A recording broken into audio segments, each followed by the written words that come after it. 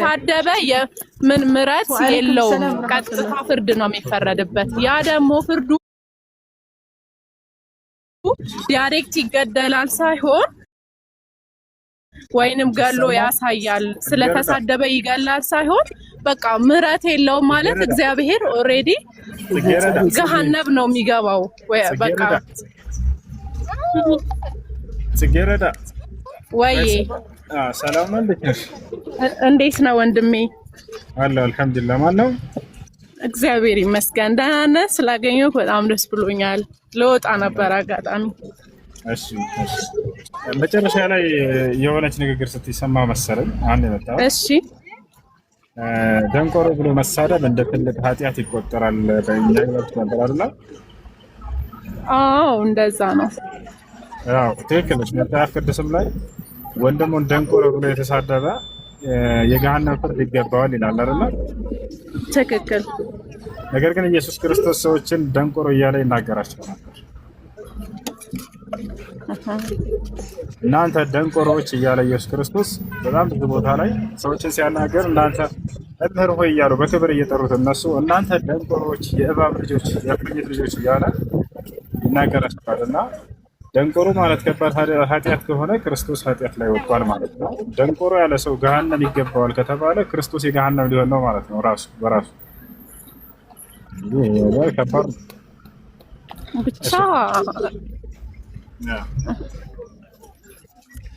እኔ መማማራችን ጥሩ ነው ክፋት የለውም ኢሞሽናል መሆን የለብንም በዚህ ጉዳይ እኔ በጣም ደስተኛ ሆኜ ነው ኢቭን አሁን ወደ ቤተክርስቲያን እየሄድኩኝ ነው እንትን እያልኩ ያለሁት ይሄ ሃይማኖቴን የሚገድበኝ ነገር አይደለም ስለ እስልምና ማወቄ የምትቃረኑኝ የምትሰግዱኝ እንኳን ደህና መጣህ አዎ ትላለች እንዴ ደግሞ እሷ አረ ተይ ጽጌረዳ ተይ አንቺ ቤተክርስቲያን ልጅ ከሆንሽ አዎ ታያለሽ እንዴ ድንቆሮ ብሎ ተሳርቧል እንዴ ክርስቶስ እኔ አዎ የሚል ቃል አልወጣኝም አንተ እኔ ላይ ነው ፎከስ እያደረክ ያለው እኔ ለራሴ አሁን ይሄንን ነገር ማንበብ ፈልጋለሁ ስላላወቅኩኝ አንተ አየከኛ ማናጣቸው ነው የሚባለው አዎ ልክ ነህ ያለሽ እንዴ አዎ ልክ ነህ ያልኩበት ፓርት ይሄ አይደለም በነገርክ ላይ ስማ እሺ አንተ ዝም ብለህ ከመጮ በፊት እያናደድከኝ ነው ስማ አይደለም ኃጢአት የገሃነም እሳት ያስፈርዳል የገሃነም እሳት ይገባል ተብሏል ሲባል አዎ ልክ ነው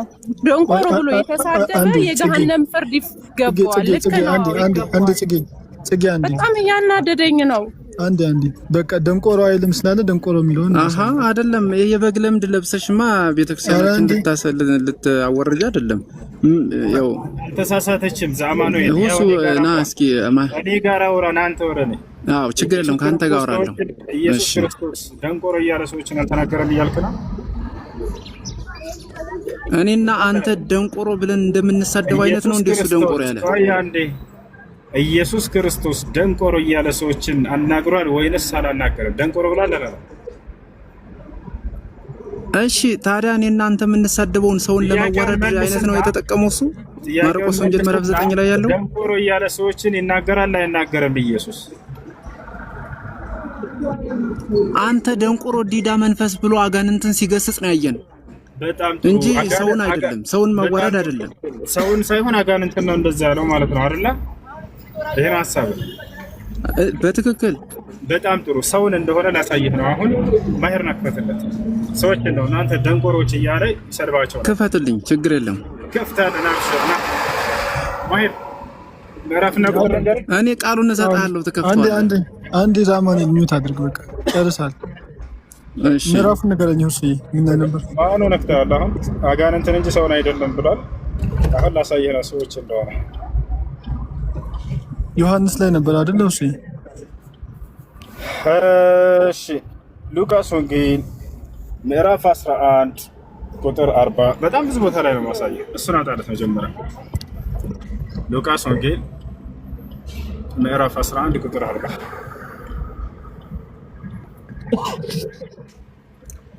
ያውና አንበው ምን ይላል ዛማኑ ይላንብብ እናንተ ዛማኑ ቤተህን አንሳ አሎ ወለካ አለሁ ቆይ አለሁኝ አንብበው ምን ይላል? እሺ አንብበው፣ ችግር የለም እናንተ አንብበው፣ ችግር የለም አንብበው፣ እኔ እሰማሃለሁ።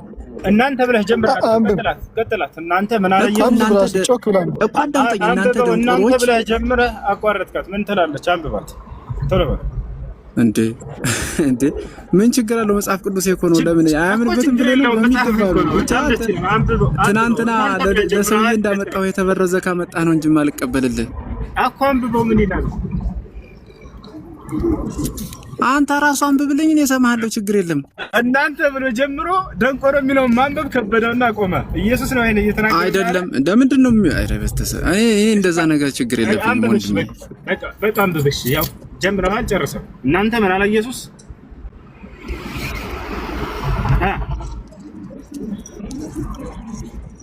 እኮ አንብብልኝና እኔ ጠይቀኝ፣ አንብበህ ጠይቀኝ። ልክ እህታችን ቅድም እንዳለችው እሷ አንብባ እንደጠየቀችኝ ጠይቀኝ። ማንበብ ጀመርክና ችግር እኔ ጀመርኩት አይደለ? አንተ ጨርሰው፣ ችግር የለም እና እኔ እመልስልሃለሁ። አታነብም መጽሐፍህን እንዴ? እና አታነብም መጽሐፍህን? አንብበው።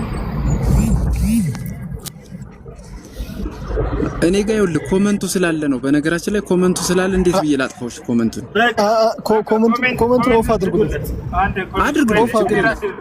ያው እኔ ራስ ኮሜንቱን ያዘጋዋል። አሁን አንብበው። እናቴና አድርገው ኮመንት።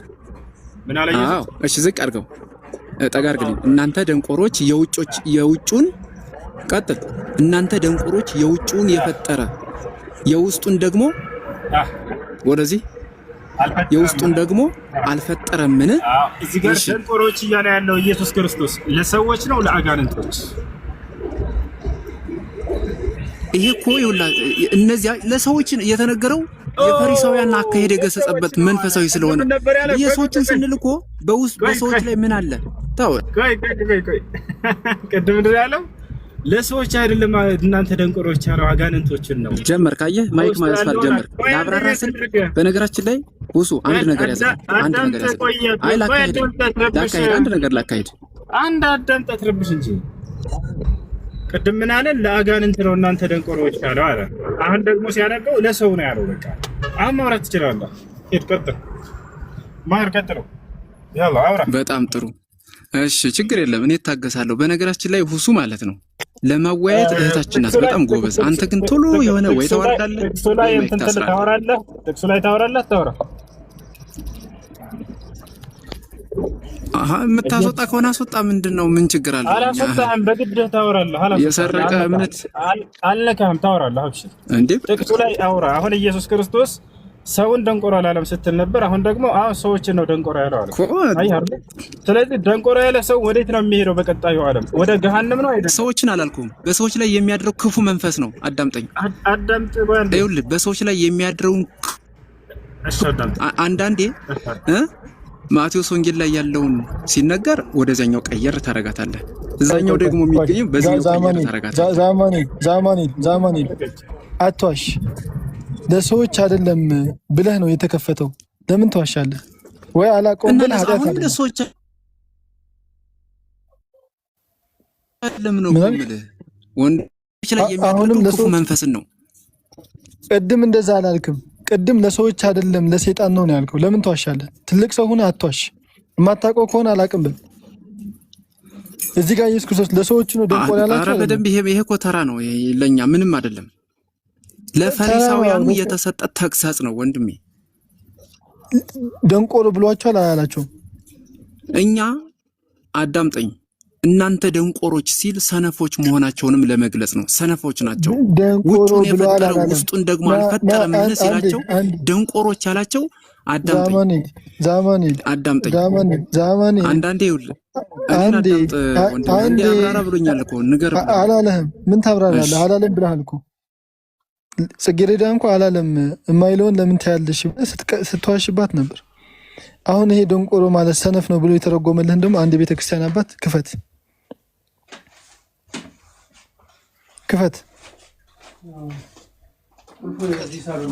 እንኳን የቤተክርስቲያን አባት መጽሐፍ ቅዱስን ባመጣመ ትቀበላለህ።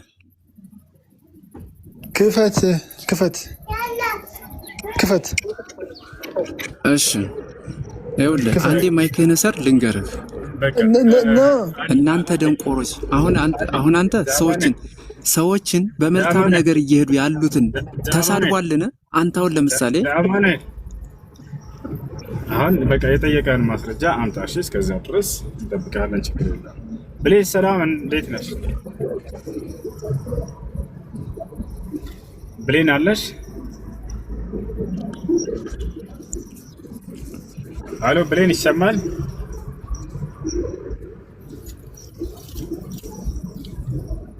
እሺ እሱ ጥያቄ አለኝ። ከይቅርታ ጋር ታስገባይ ትችላለህ እንዴ? የምን ይቅርታ ነው? ምን አጠፋ? ማግባ ኦኬ። ስለዚህ እኔ አልፈለግክም ማለት ነው። እኔ አይተሃል፣ ትጠይቃለህ፣ ማብራራት አትፈልግም። መብራራት እንዲብራራልህ አትፈልግም። ለተናገርከው ማስረጃ ትጠይቃለህ፣ እንዲብራራ አትፈልግም። ለምን? ሰላም አለይኩም። እውነተኛ ሃይማኖት ስለሆነ ይወሰዱብሃል ማለት ነው። ሁሴ አንድ ሲምፕል ዛማን ይላል። እዩት፣ ዝም ብላችሁ 1500 ሰው አለ። ሁሱ አንድ ነገር ላሳይ። ዛማን ይላል። ዛማን አለ። አይሰማም ድምጼ? ሁሱ አለ። እኔ አለሁኝ። እሺ ቃል በቃል ቶሎ ብለህ መልስልኝ። እዚህ ጋር ደንቆሮ ለሚለው የገባው የግዕዝ ቃል ምንድነው? ቶሎ በል መልስ። ማለት ደንቆሮ ለሚለው የገባው የግዕዝ ቃል ምንድነው? ቶሎ ብለህ መልስልኝ። በቃ ሰርች ያደረገ ነው። ምንድነው መልስ? ለምንድነው ሰርች ማድረግ? ምንድነው እኔ ሰርች ማድረግ? በምንድነው ሰርች ማድረግ? አንድ ስልክ እኮ ነው ያለኝ ወንድም እኮ። ምንድነው? አንድ ስልክ ነው ያለው። ሰርች አድርግኝ ያውቀዋል። አንዴ ቶሎ መልስሽ። ምኑን ልመልስልህ? ወይ በፈጣ ደጋመለት ጥያቄ ነው ማለት ደንቆሮ ለሚለው የገባው የግዕዝ ቃል ምንድነው አልኩ።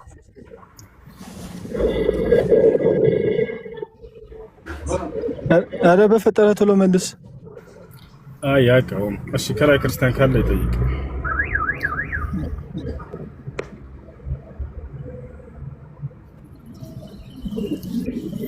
መልሱ ያውቀው። ዛማንን ታውቀዋለህ? ስም ዝም በሰዓት እንጂ ዛማን አይደል? እሺ ጥያቄ ያለው ክርስቲያን ካለ አይቀጥል። ሰላም አለይኩም። ሰላም አለይኩም። ወአለይኩም ሰላም። አንድ ጥያቄ ነበረኝ። እሺ ሁልጊዜ ልመናን ስራ አድርገው ለያዙ ሰዎች ሁልጊዜ እንደ ስራ አድርገው ልመናን እንደ ስራ አድርገው የያዙ ሰዎች ሰደቃ መስጠት እንዴት ይታያል? የተቸገሩና ምስኪን የሌላቸው ከሆኑ ሰደቃ ይገባቸዋል። እነሱ ማስረጃ ቃል ሱብሓነሁ ወተዓላ ኢነማ ሰደቃቱ ሊልፉቀራኢ ወልመሳኪን፣ ሰደቃ ወይንም ምጽዋት የሚገባው ለደሃዎች ነው ብሎ አላህ ተናግሮላቸዋል። ነገር ግን እንደ ስራ አድርገው ማለት በዛ ለምነው ከሆነ የሚተዳደሩት ሌላ ምንም መንገድ ከሌላቸው እነዛ ሰዎች ይገባቸዋል። ነገር ግን ያንን ገንዘብ እያለው አውቆ ተጨማሪ ፍለጎ ያን ነገር እየለመነ ያለው ለዲቶ መስጠት ተገቢ አይደለም። ለሰላም አውግዛል እንዲህ አይነት ሰዎች ሁለተኛ ወጣት ሆኖ መስራት እየቻለ ጉልበት እያለው በምንም ላይ የተሰማራን ወጣት ልጅ እንዲሰራ በር መክፈቱ ነው መልካም እንጂ እሱን መርዳቱ መጉዳት ነው። በነቢያችን ሰለላሁ ዐለይሂ ወሰለም ጊዜ አንድ ሰው ወጣት ሆኖ ሲጠይቅ አዩት። ነብዩ ሰለላሁ ዐለይሂ ወሰለም ገንዘብ ቢሰጡት ልክ እንደ ጉዳት ነው ለእርሱ ታታቸዋል። ነገር ግን እንዲሰራ ነው ያመላከቱት ያን ወጣት ልጅ لأن يحتضن أحدكم حظوة ثم يبيع ذلك ويأكل خير له من أن يسأل الناس أعطوه أو منعوه كأن أنت عندك كسو فيتكم مكملا من هذا جمد يزو وده ترى راجدو إن جت نصبروا شيء أو بيبلا درسوا يتشعلنا قالت يوتشل سلزي يا وطات ليش جمد يزكيدنا إن جت شيء أهبلا لما نثنو ملاكته سلزي وطاتكم አሁን እኛ ሰፈር ላይ ብዙ ሰዎች አሉ ለሚለምኑ ከዛ ስራ ለምን አሰሩም ብለን ስንጠይቃቸው ስንት ነው የሚከፈለን ደሞዝ ይላሉ። ይሄን ያህል ደሞዝ ነው ካይ ይሄን ያህል ደሞዝ እኔ በሁለት ቀን በሶስት ቀን ለምኛ አገኛለሁ ይላል። አሁን እንደዛ አይነት ሰዎች አሉ። ይሄ ተገቢ አይደለም። ተገቢ አይደለም እሱ። እሺ ሰርተው መብላት አለባቸው ወጣቶች ከሆኑ ተቸግረው ከሆነ በሰዓቱ የሚበላው ካጣ ወጣት ቢሆን ቢሰጠ ችግር የለም። ግን የሁልጊዜ ስራው አድርጎ እንዲይዝ ያንን ልጅ በልመናን እንዲበረታታ በዛው እየሰጡ ሁልጊዜ ማኖር ተገቢ አይደለም እሱ። ወደ ስራ የሚሄድበትን መንገድ መፍጠር ነው። ደካሞች ከሆኑ ህፃናቶች ከሆኑ ግን ምንም መስራትና ማስተዳደር ራሳቸውን የማይችሉ ከሆነ መጠጊያ የሌላቸው ከሆኑ ለእነሱ ይሰጣሉ። አይ አመሰግናለሁ።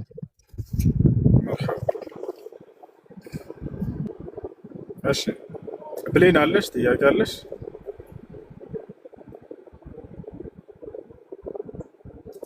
እሺ ከላይ ጥያቄ አላችሁ? ኧረ አሚር የሚለውን ሰው አስገቡልኝ። በኋላ 100 ጊዜ ይሆናል ኮሜንት እየጻፈ በቃ ኮሜንቱን አቋርጠው። እሺ وقف التعليقات. السلام عليكم. وعليكم السلام.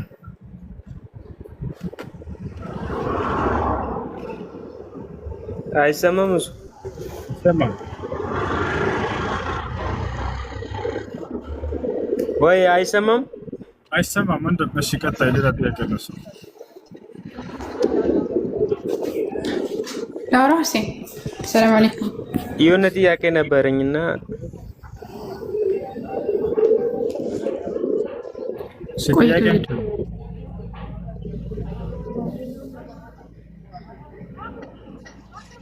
አይሰማም? አይሰማም። ሌላ ጥያቄ ያለው ሰው ይጠይቅ። እሺ አይ እንትን ማስታወቂያ ልስራና የወንድም አቡበከር እንትን መጽሐፍ ከ5 ቀን ወይም ከ6 ቀን በኋላ ይመረቃል ኢንሻአላህ። እና ሁላችሁም ማስታወቂያ እንድትሰሩ ነው፣ ፕሮፋይል እንድታደርጉና እንትኑ ይሄ መጽሐፉ ፒክቸሩ ከአቡበከርም ከኔም አለ። ሄዳችሁ ወይም ደግሞ ባዮ ላይ የአቡበከርን ስትነኩት ሊንኩን ስትነኩት ወደ ቴሌግራም ይወስዳችኋል። እዛ ላይ ገብታችሁ ማግኘት ትችላላችሁና ፕሮፋይል እያደረጋችሁ ማስታወቂያ ስሩ። ባረከላሁ ፊኩም። ከ5 ቀን በኋላ ከሰማይ በታች የሚለው መጽሐፍ ይመረቃል በኢዝኒላህ። እሱንም ፎሎ አድርጉትኝ ኢንሻአላህ። ከ5 ቀን በኋላ ሁላችሁም ተዘጋጁ። ሼርና ማስታወቂያ እየሰራችሁ አሰራጩ እና ማሄርና አቡበከርን ፎሎ አድርጓችሁ ተጠቀማላችሁ። እሺ እንደሰማችሁት ወንድማችን አቡ ከዚህ በፊት የጻፈው መጽሐፍ አለ የተደበቀው እውነት የሚል መሰለኝ ነው አይደል? ኦኬ ብዥታዎች ምናምን የእንትን ብዥታዎች እና ያቺ ሰላም ወራህመት ደብቅ ብዥታዎች ሰላም ነው። ከዚህ በፊት የጻፈው መጽሐፍ አለ። አንድ ጋር ደግሞ ሌላ መጽሐፍ ጽፏል። እዚህ ቲክቶክ ላይ የሚሰሩ ልጆች ምናልባት ልጆችን እየገቡ ሲወያዩ ምናምን የእውቀት ደረጃቸው ከነሱ ጋር የሚመጥን ሆኖ አይደለም። ያው ልክ በዚህ ደረጃ መጽሐፍን ጽፈው ለትውልድ የሚያበረክቱ ታላቅ የእውቀት ባለቤት ልጆች ናቸው። ገብቷቸዋል አይደል? እንደው ሌላውን ለመምራትና ለማስረዳት ከሚል አንጻር ነው የሚወያዩት። ጀግና የሆኑ መጽሐፍን ቁጭ ብለው የሚጽፉ ለትውልድ የቀናውን መንገድ የሚመራ ገራሚ መጽሐፍ የሚጽፉ ልጆች ናቸው እና ይሄን መጽሐፍ እንትን በሉ አስተዋውቁ፣ ለሌሎች ተደራሽ እንዲሆን አድርጉ። በተለይ ለክርስቲያኖች እንዲያነቡትና ወደ እውነት እንዲመጡ ጋብዟቸው። ባረከላሁ። እሺ ጥያቄ ያለ ይቀጥል።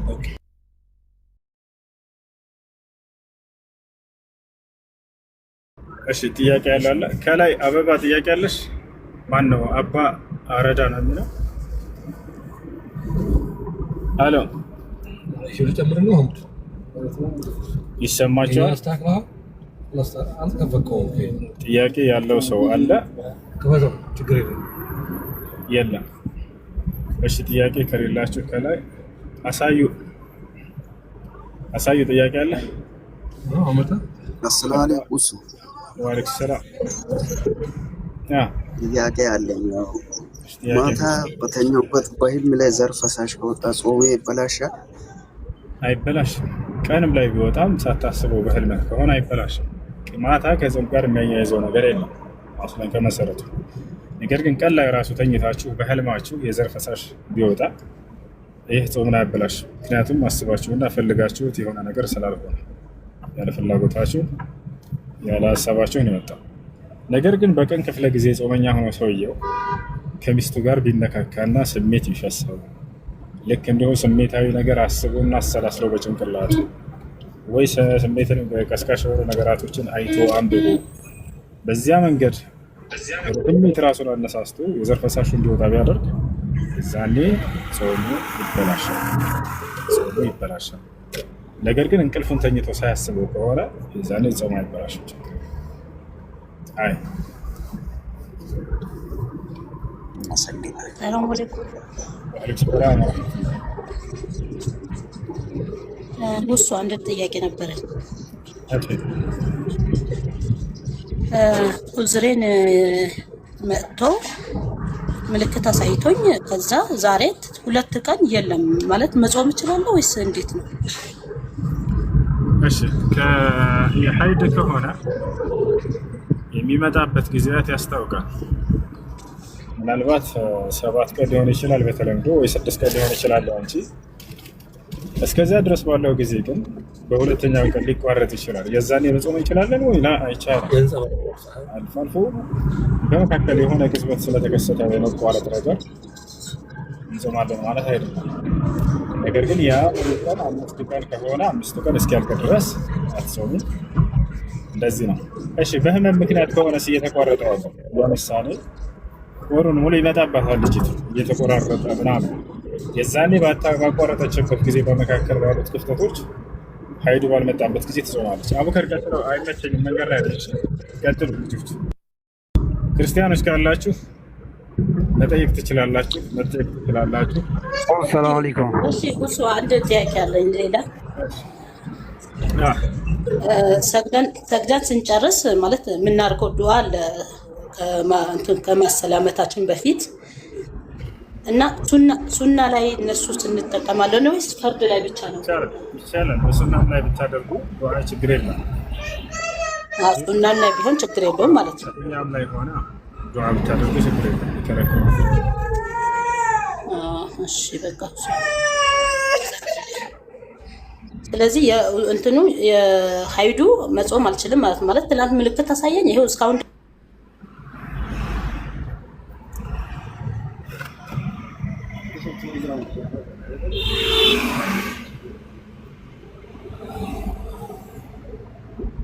يا أيها المزمل قم الليل إلا قليلا.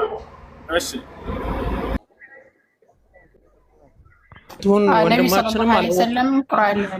ነቢያችን ሰለላሁ ዐለይሂ ወሰለም ቁርአን ላይ ስንት ጊዜ ተጽፈዋል?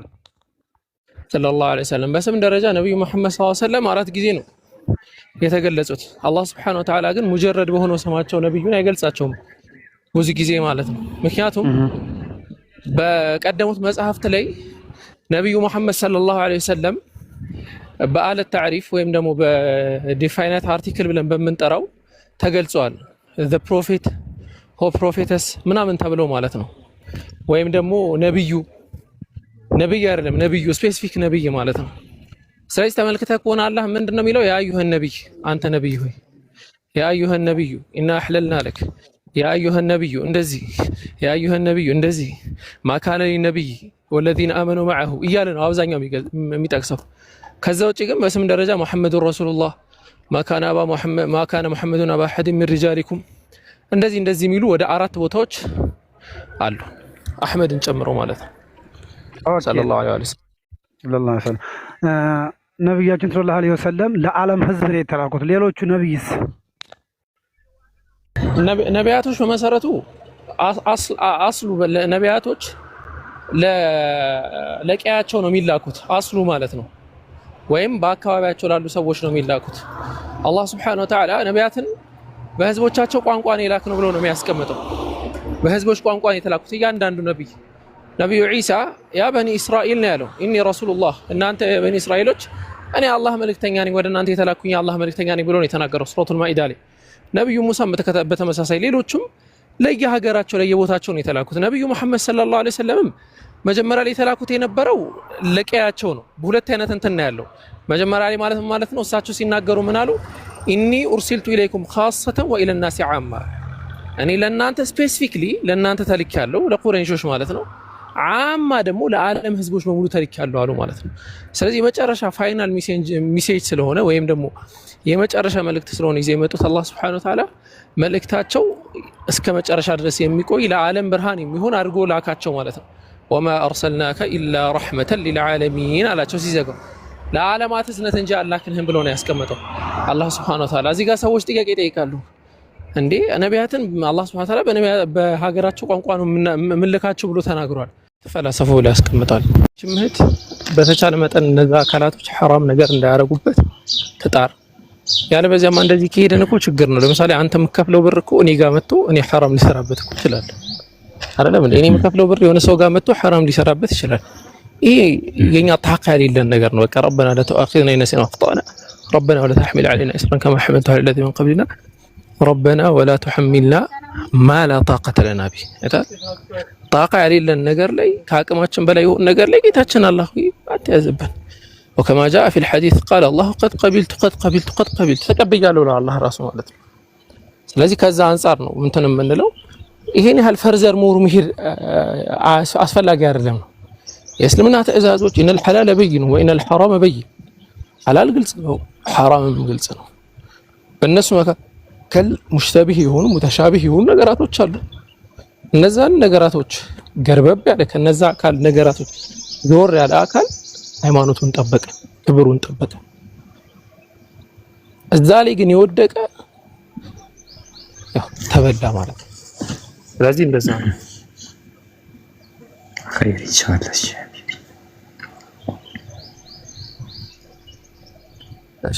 شكرا عفوا እሺ ጥያቄ ያላቸውን ሰዎች አስገቧቸው። ከታች ጥያቄ ያለን እያሉ ነበር። ገስቱን ወይ አስተካክሉትና በዛ አርጋችሁ አስገቧቸው። ክርስቲያኖችም ካሉ ይግቡ።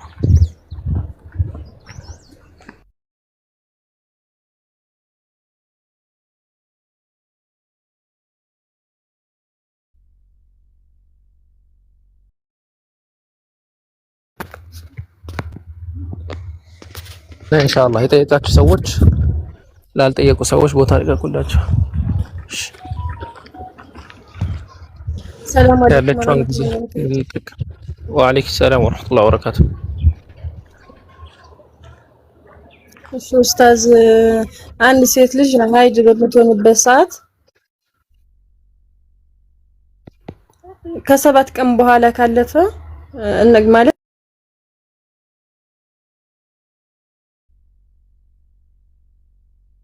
እሺ ኢንሻአላህ ንጽጽር ጥያቄ ጠይቀው። እሺ ምክንያቱም ጎልደን የሆነ እንትን እንደዚህ አይነት ነገር ሲመጣ ተጠቀሙበት። ኢንሻአላህ ንጽጽር የሆነ ጥያቄ ጠይቁ።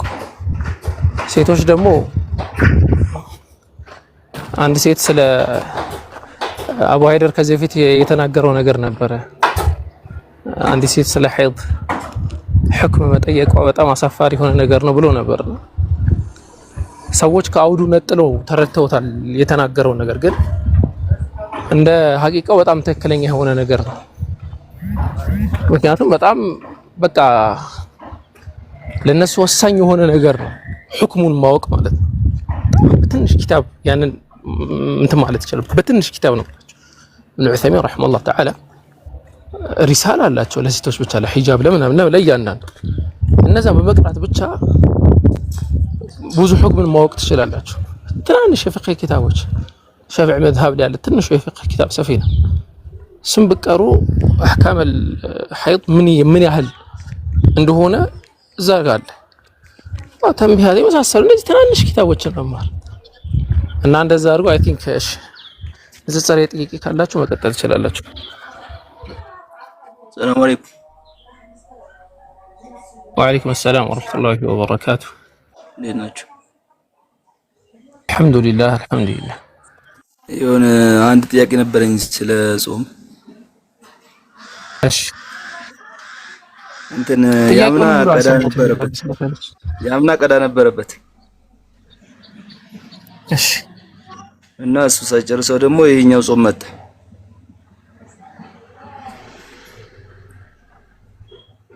ጾም እኔ እንዴት ሰው ከአላህ ጋር እንደዚህ እንደሚቀልድ አላውቅም። አሁን ለምሳሌ በአንድ ምሳሌ ላሳያችሁ። አንድ ምሳሌ ማለት ነው። ግብር የሚባል ነገር አለ፣ አመታዊ ግብር ማለት ነው። እና የሰው ልጅ በቃ ዱንያ ላይ ያለው ትልቁ ጭንቀት አንደኛው አመታዊ ግብር ወይ ደግሞ ሽያጩን ሳይጨርስ ሌላው እንዳይደረብበት ነው ትልቁ ጭንቀት።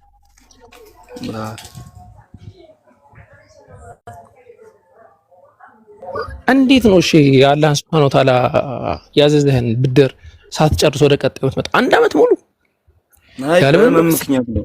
አሁን በዚህኛው ራሱ ወደዛ ልመጣ ነው። ቆይ ልመጣ ነው። ያው እኔ ኖርማል አሁን ትምህርት ነው ለሱ ሳይሆን ኖርማል ትምህርት ነው። በህመም ምክንያት ያንን የሚያረጋ አካል ህመም ለሁለት ይከፈላል ሸርዒየን። አንደኛው ዳኢም ይሆነ አለ፣ ሁለተኛው ዛኢል ይሆነ አለ። ዳኢም ማለት ነው ዘውታሪ ይሆነ ማለት መቼም የማይለቀው ህመም፣ በቃ መቼም የማይለቀው ህመሙ በቃ አጥባዎች ይሄ በቃ የእድሜ ልክ ህመም ነው ብሎ የሚያስቡት አለ። እንደዛ ከሆነ ለእያንዳንዱ ቀን እያበላ ሳዕ እያበላ ነው እንትን የሚለው። እንደዛ ግን ካልሆነና ወደፊት የመጾም እጅል ሲኖ እስካለው ያኔ ቀዳ ያወጣል። ስለዚህ በየትኛው ፖዚሽን ላይ ነው ያለሁት ብሎ እሱ የሀገራዊን ተምኖ እንትን መጾም የማይችል ከሆነ ማብላት ነው። መጾም የሚችል ደግሞ ከሆነ ደግሞ ቀዳ ያወጣል ማለት ነው። በዑዝር ምክንያት ከፋራ የለውም። ያለ ዑዝር ግን ከሆነ ከፋራ አለበት። ያበላልም ይጾማልም ለእያንዳንዱ ቀን ማለት ነው። ለ30 ቀን 30 ሳዕ ወሳዑ ምንድን ነበር የሚሉት ዑለማዎች የሆነ ያክል ኪሎ አንድ ነጥብ እንደዛ መሰለኝ፣ እርግጠኛ አይደለም። አሁን ያለውን ሀገራዊ እንትን አላውቅም። እንደዛ አካባቢ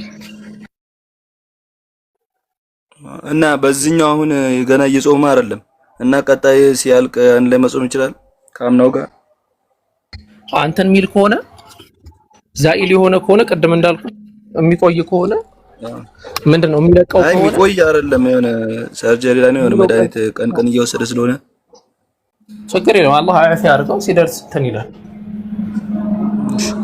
ላ ሐውለ ወላ ቁወተ ኢላ ቢላህ። ኸይር ኢንሻአላህ። ዛሩ በቃ ቀጥሉ እናንተ። እሺ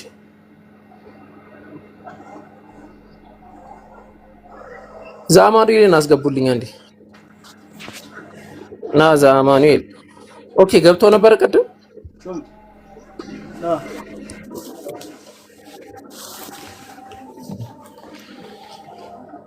ያ አላህ። እሺ ዛህሩ አለሽ? አለኝ ኢንሻአላህ ቀጥሉ። ትንሽ እኔም አሁን ካሁን በኋላ ለማውራት አይመቸኝምና መርሐባ። እሺ ክርስቲያኖች ካላችሁ መግባት እዚህ ዛማኑኤል ማስረጃ ሊያመጣ ነበር ወጥቶ የነበረውና ካላክስ ገቡት።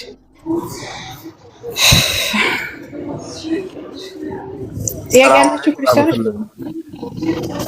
ወአለይኩም ሰላም ወራህመቱላሂ ወበረካቱ። ዛሩ እንዴት ናችሁ? ዳይ ማየር ሁላችሁም ሰላም አለይኩም ብያለሁ። ቪዲዮ ፖስቻለሁ። ምናልባት ያልደረሳችሁ ሰዎች ካላችሁ ትናንት የፖስትኩት ቪዲዮ አለና ሼር ኮፒ ሊንክ አድርጉልኝ። ባረካላሁ። መርሐባ። ወአለይኩም ሰላም ወራህመቱላሂ ወበረካቱ። ሼር ኮፒ ሊንክ አድርጉለት። ለረመዳን ገብታችሁ የፖስተውን ሼር ኮፒ ሊንክ አድርጉለት ኢንሻአላህ። ጥያቄ ያላችሁ ክርስቲያኖች 3 ቁጥር ጻፉ። ሰላም አለይኩም። ሰላም አለይኩም። እሺ ናገባ ወገናችን። ወአለይኩም ሰላም ወራህመቱላሂ ወበረካቱ። የሆነ ጥያቄ ጠይቃል ይቻላል? ፈተዋ ካልሆነ ጠይቅ።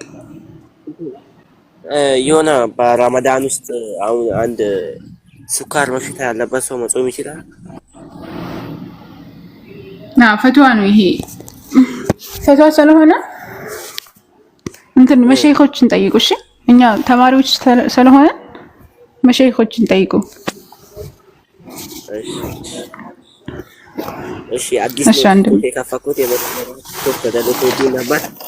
ፎሎና ላይክ ያደርጋችሁ እሺ ፎሎ አድርጉት።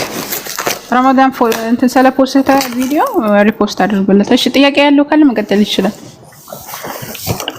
እሺ ዛማኑኤል አለ?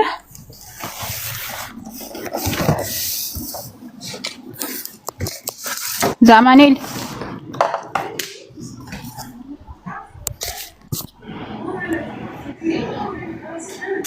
እሺ መርሐባ። ችግር የለም ጊዜ ብዙ ያደርጋል። ጥያቄ ወአለይኩም ሰላም ወራህመቱላሂ ወበረካቱ። ሰላም አለይኩም። ወአለይኩም ሰላም ወራህመቱላሂ ወበረካቱ።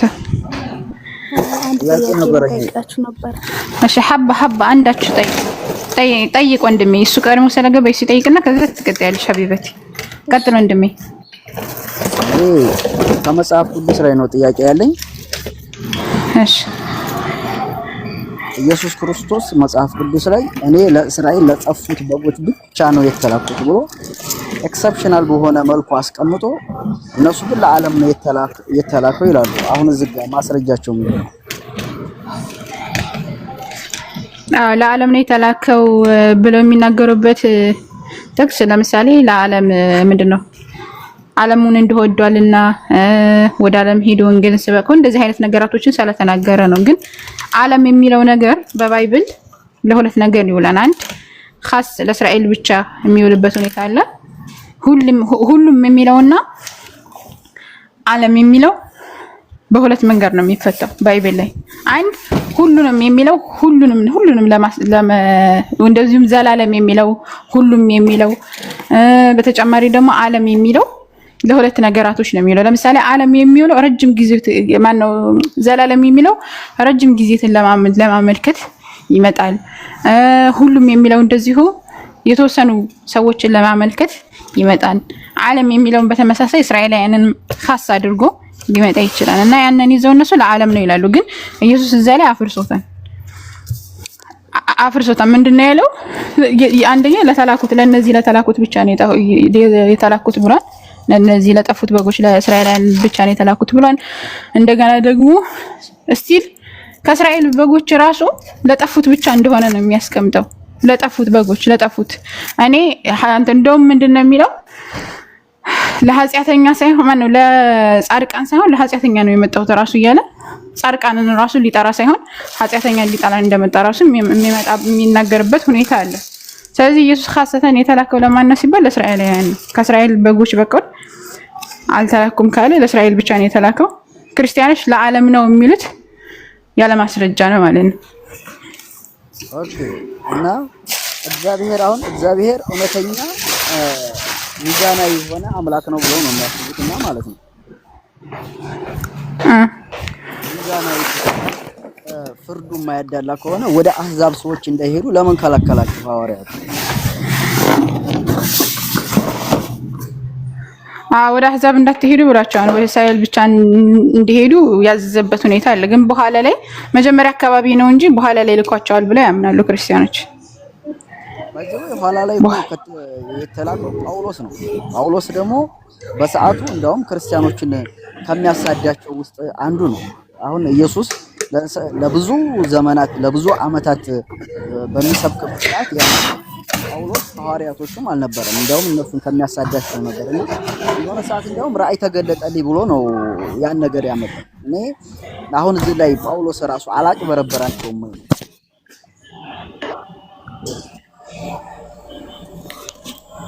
እሺ ክርስቲያኖች ሲመጡ ይችላል ይመልሱ። ጳውሎስ እንደሚታወቀው ብዙ ነገራቶችን አጭበርብሯል፣ ዋሽቷል። በተጨማሪም ደግሞ ክርስቲያኖች ይሄን ስህተት ነው ካላችሁ ማለታችሁ ልትሞግዙ ትችላላችሁ። ከአጭበረበረው ነገር አንዱ ምንድነው? የመጀመሪያው ሐዋርያትን መቃወም ነው። ሐዋርያቶችን ሲቃወም ነበር። እስቲል ከእንትን ካለ በኋላ ኢየሱስን ተቀብያለሁ ካለ በኋላ ሐዋርያት የሚያመጡትን ወንጌል ራሱ ሲቃወም ነበር። ከኛ ከተሰበክነው ውጭ የሚሰብክ ተቀባይነት እንደሌለ ሐሰተኛ እንደሆነ ሲሰብክ ነበር። ሐዋርያቶችን ነው ሲቃወም የነበረው ማለት ነው። እነ ባርናባስን ሲቃወም ነበር፣ ሌሎችንም ሲቃወማቸው ነበር እዛው ላይ ማለት ነው። ከጻፉ መልእክቶቹ ላይ መመልከት ትችላላችሁ። በተጨማሪ ደግሞ እግዚአብሔርም ይቃወማል። እግዚአብሔር ቀጥታ የእግዚአብሔርን ሕግ ሲቃወም ትመለከታላችሁ። የኢየሱስን ሕግ ራሱ ኢየሱስ ያወጣውን ሕግ ራሱ ሲቃወም ትመለከታላችሁ። እና የተቃወመው ምኑ ላይ ነው ብላችሁ ማወቅ የምትፈልጉ ክርስቲያኖች ካላችሁ በማስረጃ ማውራት እንችላለን። ጳውሎስ የኢየሱስን ክርስቶስን ንግግር ሙሉ በሙሉ ሲቃረን ሙሉ በሙሉ ማለት ነው ላሳያችሁ እችላለሁ። ማስረጃ የምትፈልጉ ካላችሁ መግባትና መጠየቅ ትችላላችሁ። ጀዛከላሁ ኸይረን እንደማች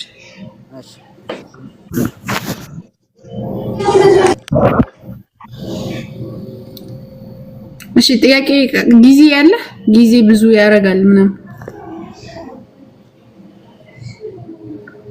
ጊዜ ብዙ እሺ። ዛማኒኤል መጣ።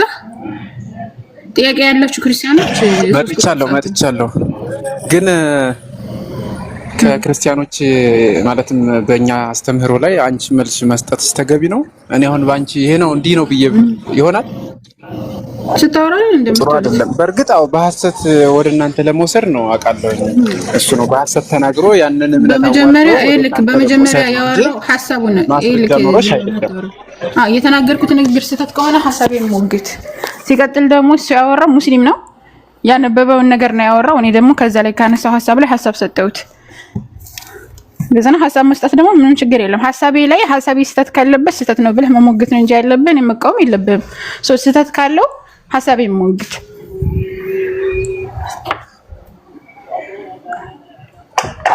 ይሰማል ዛማኔል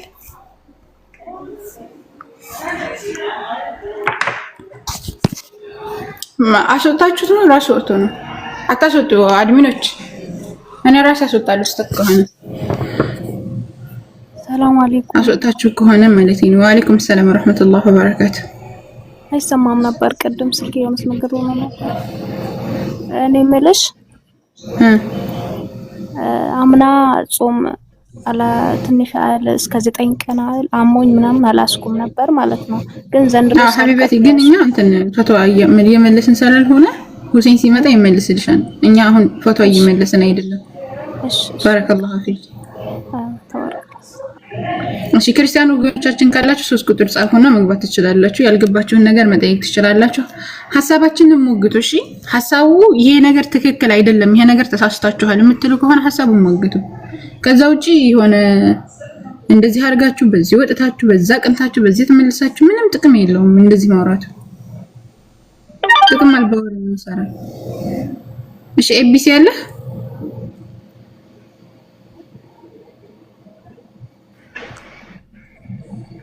ኤቢሲ ወይም ንዝዝር ጥያቄ ያላችሁ 3 ቁጥር ማን ነው ሁለት ማን ነው አንድ ቁጥር ጻፉ ክርስቲያኖች ካላችሁ 3 ቁጥር ጻፉ ወአለይኩም ሰላም ወራህመቱላህ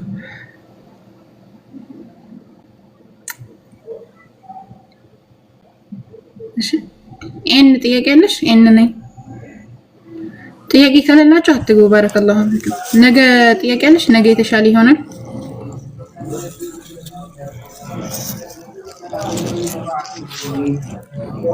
ክርስቲያኖች 3 ቁጥር ጻፉ ሙስሊሞች 3 ቁጥር ጻፉ እንዴት ነው መግባባት የሚቻል ከባድ ነው ኤን ነኝ ጥያቄ ያለሽ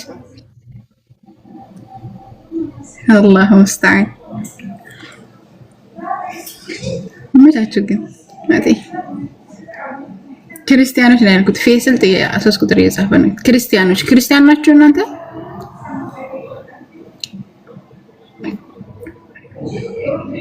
الله مستعان الله يهديكم بس በዚህ ክርስቲያን ነኝ ብሎ 3 ቁጥር የሚጽፍ ከሆነ አንድ ሰው ይከፍራን ከእስልምና ነው የሚያስወጣው ይሄ طيب 3 ቁጥር ክርስቲያኖች ጻፉስን እናንተ ክርስቲያኖች እንደሆናችሁ 3 ቁጥር የምትጽፉ ከሆነ ከእስልምና ተወጣላችሁ ያን ክርስቲያን ነኝ እያላችሁ ስለሆነ ማለት ነው አላህን ፍሩ እሺ ከላይ 900 ሰዎች አላችሁና ማሂርን ረመዳንና ዳኢ ኢላላህን ፎሎ አድርጓቸው ጥያቄ ያላችሁ ሙስሊሞች ካላችሁ ንጽጽራዊ ጥያቄ ካላችሁ አንድ ቁጥር ጻፉ ክርስቲያኖች ካላችሁ ደግሞ 3 ቁጥር ጻፉ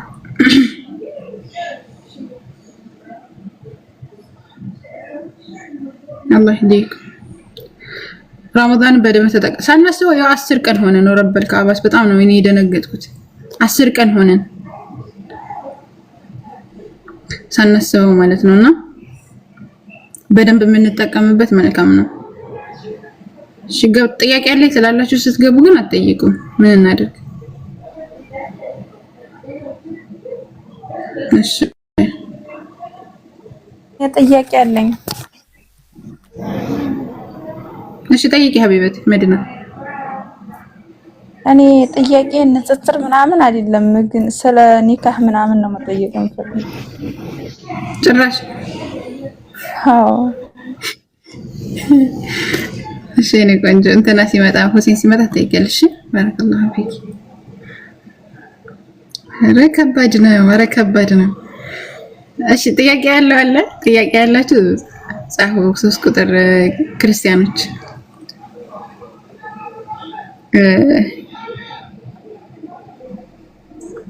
ክርስቲያኖች ከስድብ መቼ እንደምትወጡ ብቻ ነው እኔ ማወቅ የምፈልገው አላህ ይህዲኩም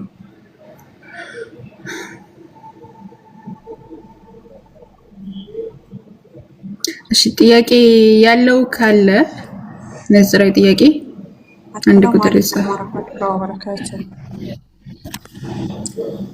ወአለይኩም ሰላም ወራህመቱላሂ ወበረካቱ ሐቢበቲ ለምን እንደናችሁ አልሐምዱሊላህ ሰላም ነን።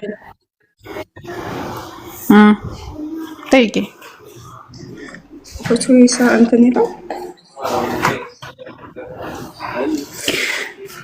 ሁሴን የለም። ፈትዋ ጥያቄ አናስተናግድም። ንጽር ጥያቄ ያለው ይግባ ብለን አይ ማለት በስንቴ እንደተናገርን አላውቅም፣ ግን ተናግረን በጣም ضروري ጥያቄ ነበር መጠየቅ የፈለኩት አንድ ጓደኛ የነበረች እና በዚህም አጋጣሚ ፈትዋ የሚሰጥ ሊኖር ስለሚችል 900 ምናምን ሰው ስላለ ያው ልናገር። የዛሬ ብቻ የጓደኛ የወንድም ሞተ ማለት ነው። ረመዳን 3 አካባቢ ነው የዛሬ 2 ዓመት ሞተና ሴትየዋ እዚህ ሀገር አሰሪዋ ለልጆቹ እያለች 3 ልጆች አሉት ብር ትሰጣታለች። ሀዲያ ማለት ነው ለልጆቹ ለየቲሞቹ እያለች ብር እየሰጠቻት ነበረና ያንን ብር እያጠራቀመች ሚስቱ የወንድሟ ሚስት ወደ ኩፍር ሳትመለስ አትቀርም። ብቻ እንደዛ ነውና እኔ ወንድሟን ደግሞ በመድኃኒት ነገር ነው እንትን ያሉት አሲር ጠጥቶ ነው ወዳው አመመኝ ብሎ ከሐጣራዊ መጥቶ የሞተው እና ወንድሜን እንትን ያሉት እነሱ ስለሆነ እንዴት ነው ይሄንን ብር የምሰጠው እያለች እህቱ ዝህ ብሩን የምትሰጣት የሴትዮዋን ብር ማጠራቀም ያዘች ማለት ነው ሚስቱ እንዳትጠቀምበት። እና ሚስትየቱም ያው ልጆቹንም ይዛ ወደ ኩፍር ተመለሰ። መጀመሪያም ወደዛው ነበረች፣ ወንድሟ ነበር አስልሞ ያገባት እና ያንን ብር እስካሁን ድረስ 2 ዓመት ሙሉ አልሰጠችም። ሴትዮዋም ትሰጣታለች። ለልጆቹም ቢሰጥ አልሰጥም። አንዴ ላቋርጥሽ። ፈትዋ ሁሴን የለም፣ ለዛ ነው። እሺ በኋላ ነው ያስገቡሻል ኢንሻአላህ። ሁሴን ነበር። እስኪ አስገቡኝ በአላህ ضروري ጥያቄ ነው። ይሄን ልጠይቅላት እንድታስገቡኝ በጣም ብዙ ጊዜ ጠይቄያለሁ፣ ግን አታስገቡም። እኔ ራሴ አስገባሻለሁ በኋላ ችግር የለውም። خلاص እሺ جزاك الله خيرا። እሺ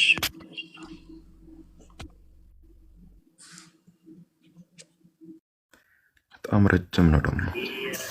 እሺ ትኩ ቀጥል አለ ተካ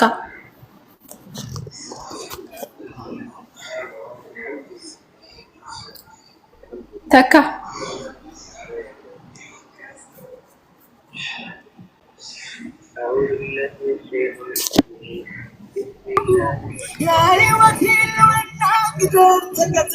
ምን ነው አልክ ልጅ?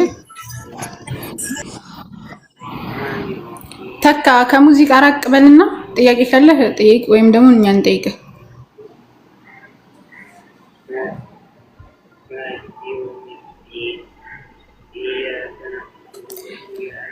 ጥያቄ ያለው የለም ነው? ማሻአላህ ተባረከላህ።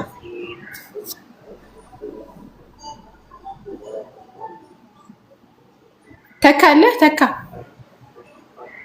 ያ ተካ። እሺ ጥያቄ ያለው ነው ያስገቡ አድሚኖች። ባረከላሁ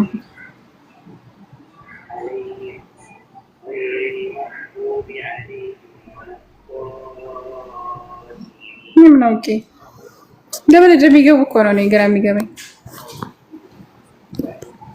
ፈትዋ ሳይሆን ንዝር ጥያቄ ያላችሁ 3 ቁጥር ጻፉ። ጥያቄ ያላችሁ ክርስቲያኖች 3 ቁጥር ጻፉ።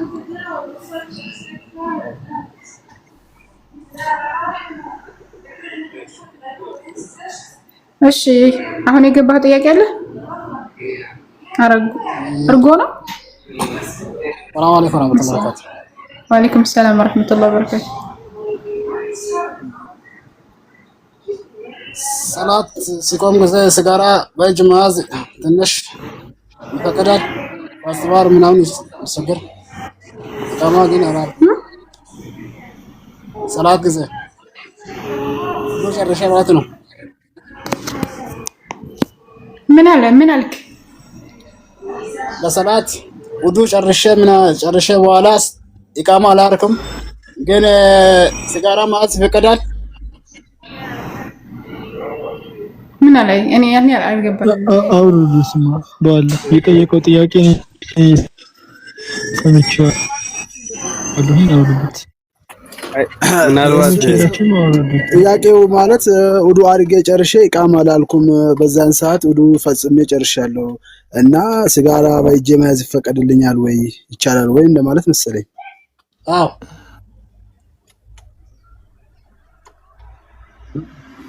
አላሁ አለም።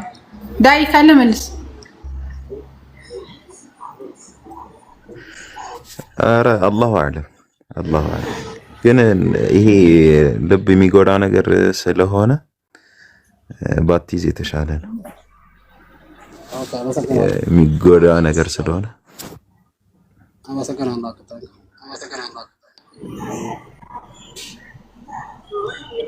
ሲጋራ አታጭሱ፣ አታጭሱ። ሲጋራ የሚጎዳ ነው። ጎጂ የአላህ መልእክተኛ አለይሂ ሰላቱ ሰላም ደግሞ ኩሉ ሙስከሪን ሐራም ስላሉ እኔ ማለት ነው የሾፕ ላይ ነው የምሰራው ነው።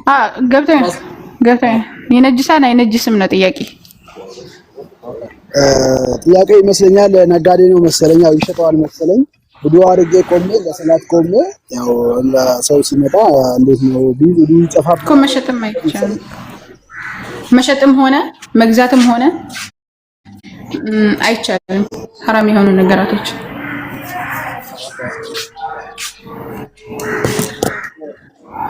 በንጽጽር 3 ቁጥር እየጻፉላችሁ ነው መሰለኝ ያስገቧቸው። ሁሴን በቃ ሁሴን ይቀጥልላችኋል። ንጽጽር ምንድነው? የፈተዋ ጥያቄዎች ትገባላችሁ። አሁን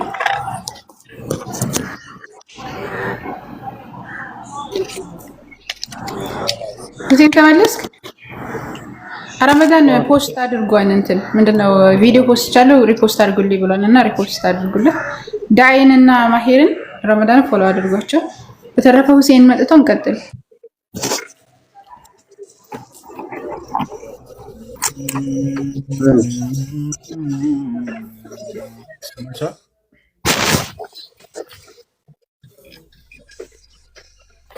ዘርቋል ሁሱ ይሰማል።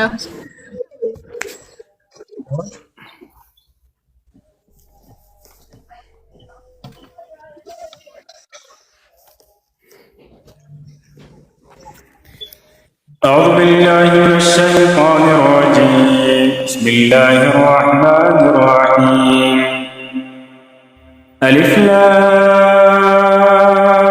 لام را تلك آيات الكتاب المبين إنا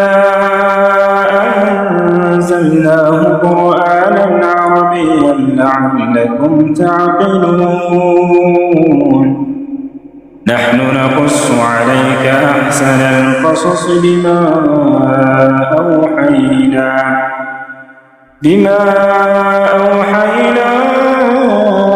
إليك هذا القرآن وإن كنت من قبله لمن الغافلين إذ قال يوسف لأبيه يا أبت إني رأيت 11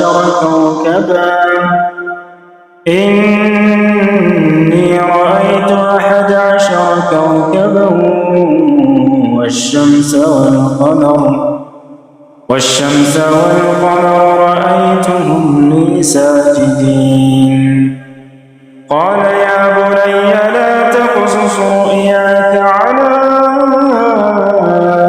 إخوتك فيكيدوا لك كيدا إن الشيطان للإنسان عدو مبين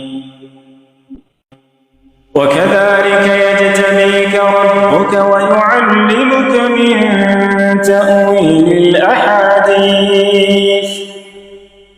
ويتم نعمته عليك وعلى آل يعقوب كما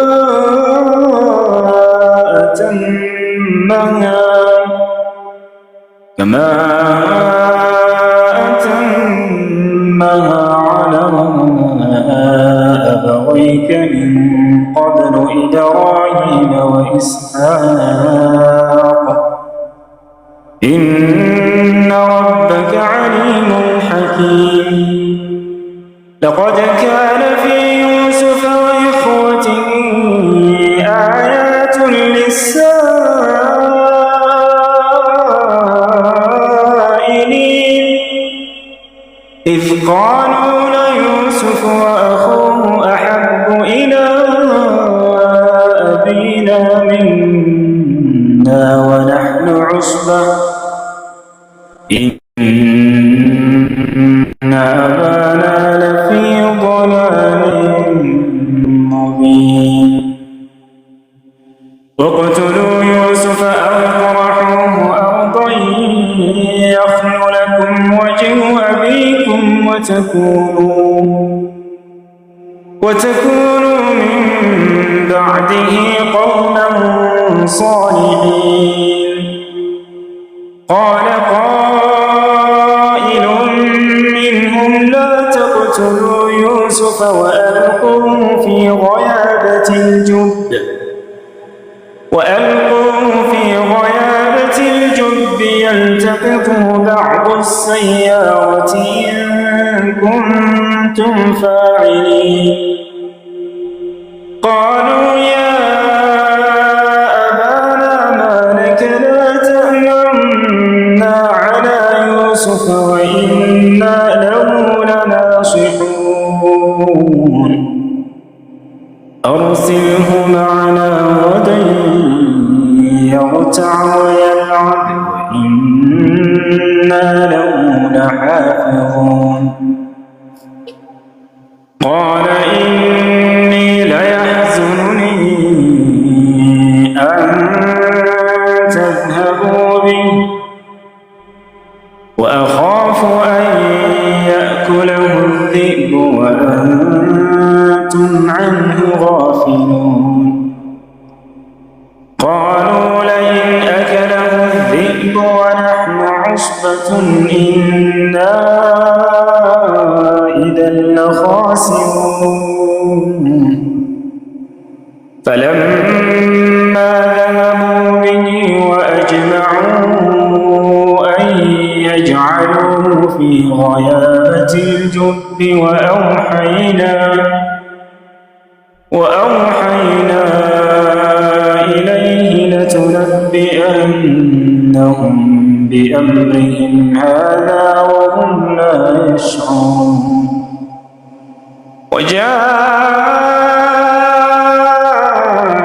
وجاءوا أباهم عشاء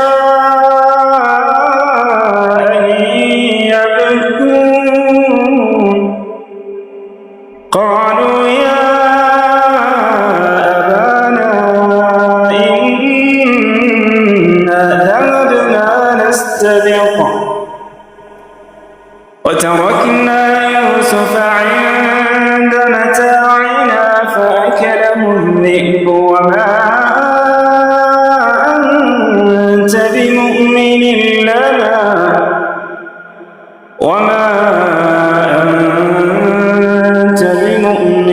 لنا ولو كنا صادقين وجاءوا على قميصه بدم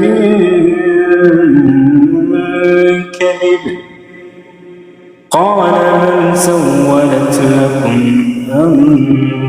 أنفسكم أمرا فصبر جميل والله المستعان على ما تصفون وجاءت سيارة فأرسلوا واردهم فأدلى دلوه قال يا بشرى هذا غلام وأسروه بضاعة الله عليم بما يعملون وشروه بثمن بخس دراهم معدودة وكانوا فيه من الزاهدين وقال الذي اشتراه من مصر لامرأته أكرمي مثواه عسى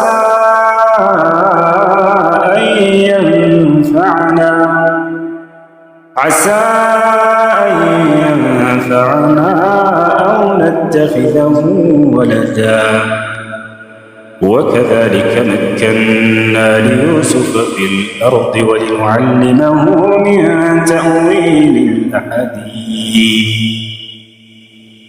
والله غالب على أمره ولكن أكثر الناس لا يعلمون ولما بلغ أشده آتيناه حكما وعلما وكذلك نجزي المحسنين وراودته التي هو في بيتها عن نفسه وغلقت الأبواب وقالت هيت لك قال معاذ الله إنه ربي أحسن مثواي إنه لا يفلح الظالمون ولقد همت به وهم بها لولا أن رأى برهان ربه كذلك لنصرف عنه السوء والفحشاء إنه من عبادنا المخلصين واستبق الباب وقدت قميصه من دبر وألف يا سيدها لدى الباب قالت ما جزاء من أراد بأهلك سوءا إلا أن يسجن أو عذاب أليم قال هي راودتني عن نفسي وشهد شاهد من أهلها إن كان قميصه قد من قبل فصدقت وهو من الكاذبين وإن كان قميصه قد من دبر فكذبت وهو من الصادقين فلما رأى قميصه قد من دبر قال إنه من كيدكن إن كيدكن عظيم يوسف أعرض عن هذا واستغفري لذنبك إنك كنت من الخاطئين وقال نسوة في المدينة امرأة العزيز تراود فتاها عن نفسه قد شغفها حبا إنا لنراها في ضلال مبين فلما سمعت بمكرهن أرسلت إليهن وأعتدت لهن متكئا وآتت كل واحدة منهن سكينا وقالت اخرج عليهن فلما رأينه أكبرنه وقطعن أيديهن وقلنا حاش لله ما هذا بشرا إن هذا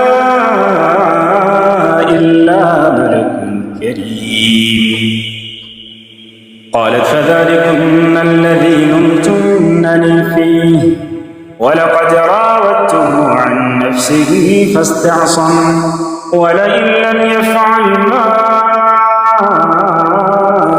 آمره ليسجنن وليكون من الصاغرين قال رب السجن أحب إلي مما يدعونني إليه وإلا تصرف عني كيدهن أصب إليهن وأكن من الجاهلين فاستجاب له ربه فصرف عنه كيدهن إنه هو السميع العليم ثم بدا لهم من بعد ما رأوا الآيات ليسجننه حتى حين ودخل معه السجن فتيان قال أحدهما إني أراني أعصر خمرا وقال الآخر إني أراني أحمل فوق رأسي خبزا تأكل الطير منه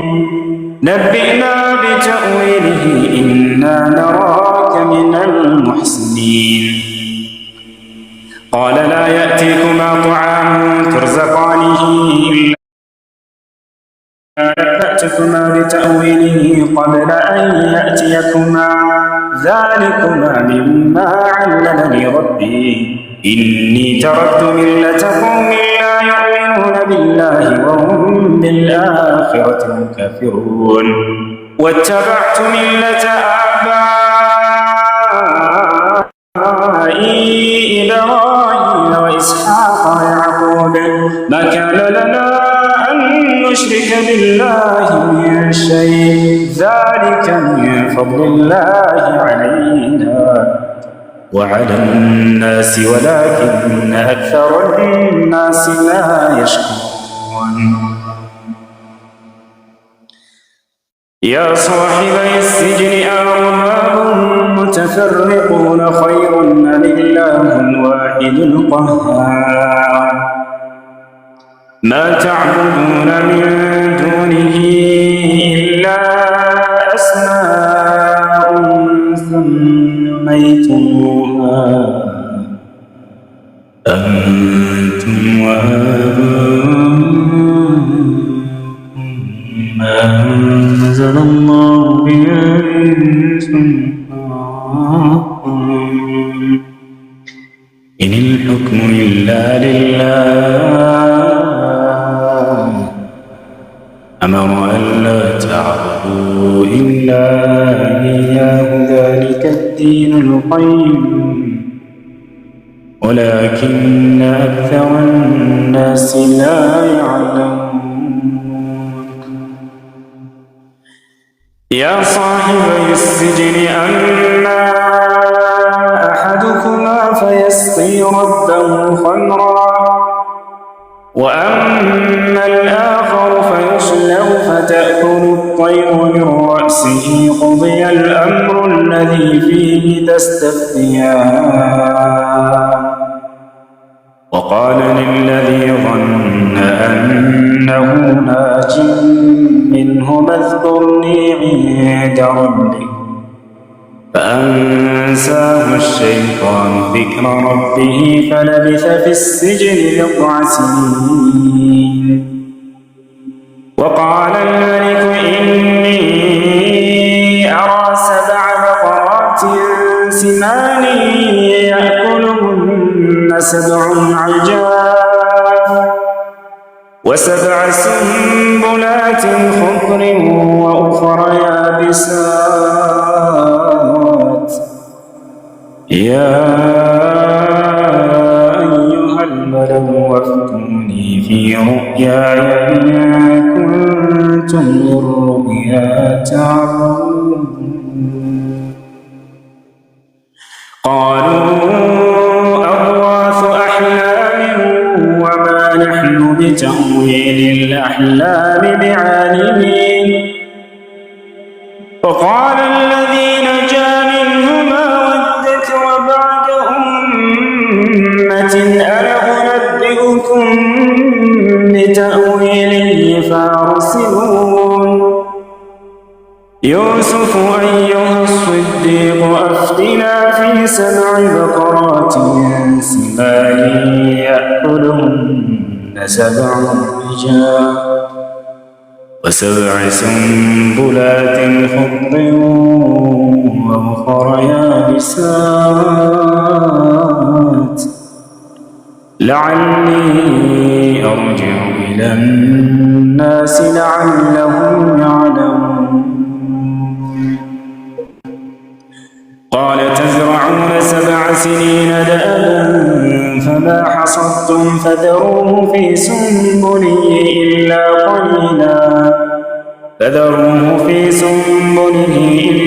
قليلا مما تأكلون ثم يأتي من بعد ذلك 7 شداد يأكلن ما قدمتم لهن إلا قليلا مما تحصنون ثم يأتي من بعد ذلك عام فيه يغاث الناس وفيه يعصرون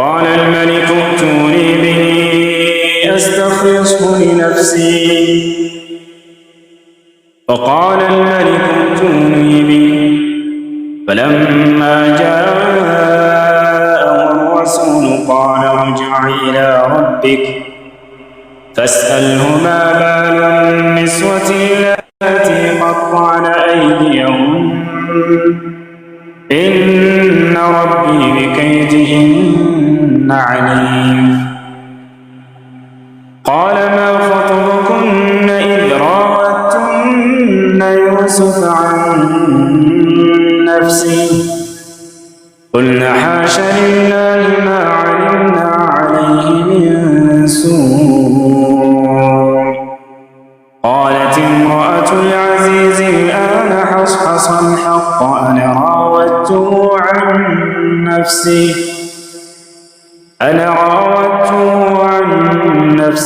وإنه لمن الصادقين ذلك ليعلم أني لم أخنه بالغيب وأن الله لا يهدي كيد الخائنين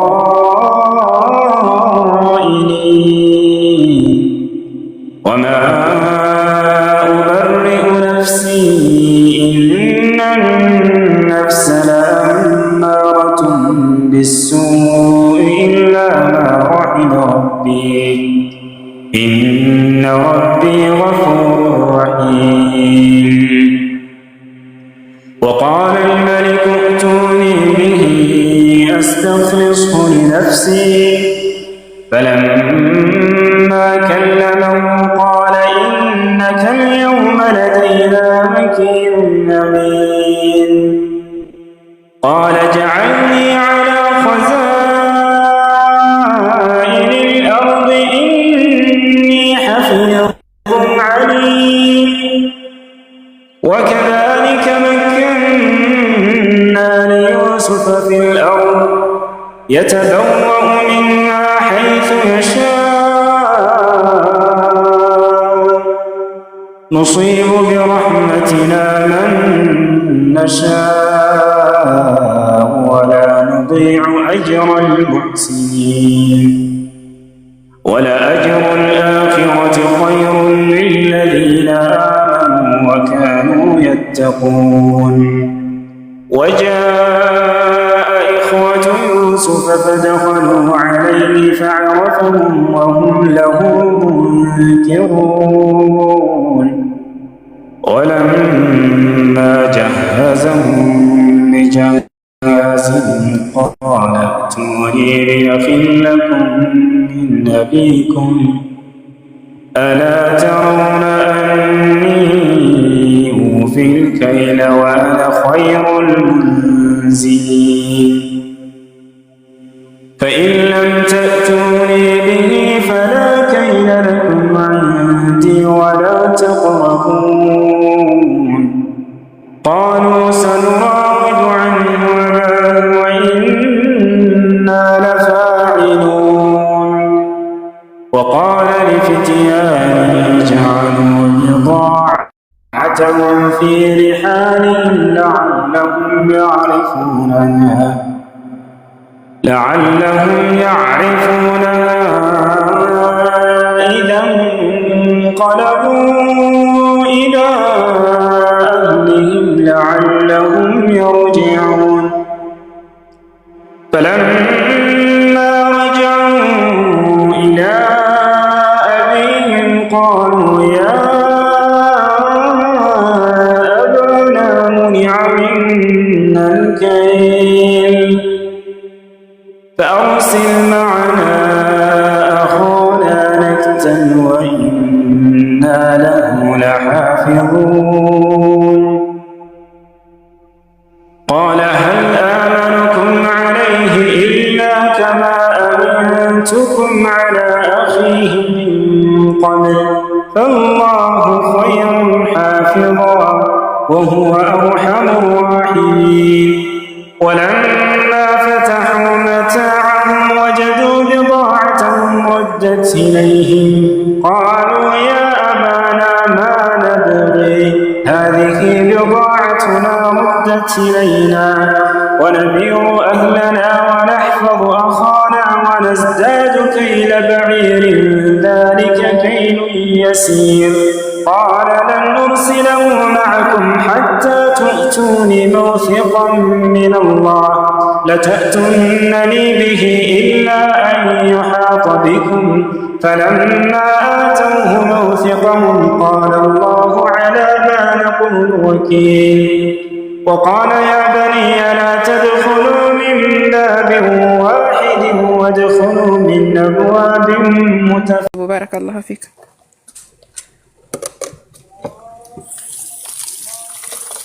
السلام عليكم. وعليكم السلام ورحمة الله وبركاته. كفتوا وجه እሺ ኦኬ እሺ እሱ ይምጣ በቃሽ። እሺ ጽጌ ሰላም ነሽ? ጽጌ እንዴት ነሽ? ሰላም ነው? እንዴት ነሽ? አለሁ ሁሉ ሰላም ሁሉ ሰላም ምስጋና ይገባል ኃያል ጌታ አላህ። እንዴት ነሽ አንቺ? አለሁ። ጾም እንዴት ይዞሻል? ጾም አሪፍ ነው። ካንቺ ጋር አሪፍ ነው። እሺ ጽጌ ጥያቄ አለሽ? እኔ ከጥያቄው በፊት ግን ማለት ነው እዚህ ማለት እምነትን ወክለው ላይቭ ላይ ያሉ ኦርቶዶክስ ሆኑ ሌሎች ሃይማኖት ስድብን ብንተው በማርያም ማለት ስድብ አያስፈልግም። በቃ እሺ ምንም ይሄ የመሰዳደብ ሳይሆን የመማማሪያ ቦታ ነው። እዛ አማኑኤል ማለት የሆነ ደስ አይልም። እሺ ይሄ እኛን አይወክልም፣ የትኛውንም ሃይማኖት አይወክልም። ባይዘው ይሄ ከሃይማኖት ጋር የሚገናኝ ስርዓት አይደለም። የኛን ጋር ጠውጥነት ነው የሚያሳየው። ይሄ ደግሞ እንደ አንድ እምነት አዋቂ ማወቅ ያለብንን ለማወቅ እምነታችንን ትተን ሳይሆን ለማወቅ ለመከባበር ነው። አለቀ። ወደ ጥያቄ ስመለስ እኔ ማለት እንዲህ መመራመር ምናምን አልፈልግም፣ ግን ያው ጥያቄ ስላልሽኝ አሁን ሀይድ ላይ ሲኮን እኛ ሴቶች ቤተክርስቲያን እንሄዳለን፣ ግን መግባት አንችልም። እንጾማለን፣ ግን ቤተክርስቲያን መሄድ አንችልም። ጸሎት ማለት ቤተክርስቲያን ሄደን ውስጥ መግባት አንችልም። 40 ሜትር ያክል እንርቃለን ከስፍራው ማለት ነው። ግን ወደ እናንተ ስመጣ ሀይድ ላይ ሆነሽ መጾም አይቻልም አይደለ? መጾም አንችልም። መጾም አይቻልም። ሰላት መስገድም አይቻልም አይደለ? ሰላት መስገድም አይቻልም። እሺ ማለት ያንን ነገር እንድታብራሪልኝ ስለፈለኩኝ ነው። በጣም ጥሩ። እሺ እኛ ሀይድ ላይ ስንሆን ጾም መጾም ሰላት መስገድ አይፈቀድልንም። ከዛ ውጭ ያለው ግን ቁርአን መቅራት እንችላለን፣ ጸሎት ማድረግ እንችላለን፣ ሌሎችንም ዚክር የሚባል ነገር አለ፣ አላህን ማውሳት እንችላለን፣ የፈለግነውን ማድረግ እንችላለን። እነዚህ ነገራቶች ለታዲያ ለምን ተከለከሉ ሲባል ለምሳሌ ይሄ ጾም የሚባለውን ነገር አሁን ረመዳን ላይ አንጾምም። በነገራችን ላይ ለኛ ትልቅ እንዝነት ነው። በነገራችን ላይ ረመዳን ላይ ወይም ደግሞ ግዴታ የሆኑ ጾሞች ምን የትኛውንም ጾም መጾም አንችልም። ለምን ከተባለ ስለሚጎዳን። አንድ ሰው ደም በሚፈሰው ጊዜ በጣም ነው የምትሰቃየው። ሀያንን የማያማቸው ሴቶች ሊኖሩ ይችላሉ። ጾም ለምሳሌ የማያማቸው ሰዎች አሉ። ግን አንዳንዶቹ እንኳን ጾም ሊጾሙና ቀርቶ ራሳቸውን መቆጣጠር አቅቷቸው ራሱ ሐኪም ቤት ድረስ የሚሄዱ ሴቶች አሉ።